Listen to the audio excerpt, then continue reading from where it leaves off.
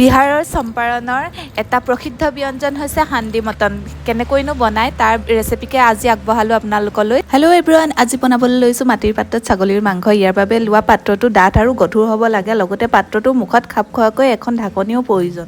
এতিয়া প্ৰথমতে জাবিত্ৰী, star anise, লং, ইলাচি, সৰু ইলাচি, ডাঙৰ ইলাচি, ডালচেনি, জিৰা, জালুক, সেউজীয়া চফ অকণমান গৰম কৰি খুন্দি ল'ম। আৰু এখন কেৰাহীত মিঠাতেল অলপ গৰম কৰি লৈছোঁ আৰু সৰহকৈ পিঁয়াজ কাটি লৈছোঁ।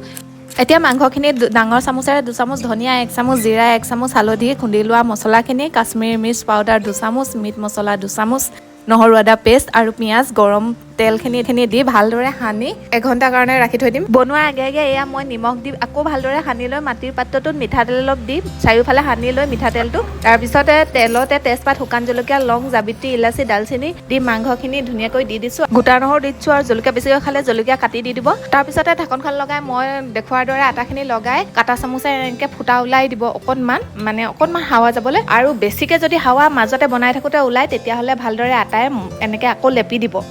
তাৰপিছত মোৰ ৰেডি হৈ গৈছে। 20 মিনিট মিডিয়াম ফ্লেমত, 25 মিনিট ল' ফ্লেমত বনাব। এয়া মোৰ ৰেডি হৈ গ'ল। এয়া কি ধুনীয়াকৈ সিজিছে দেখিছেনে? ৰেচিপিটো কেনেকুৱা পালে জনাবলৈ নাপাহৰিব।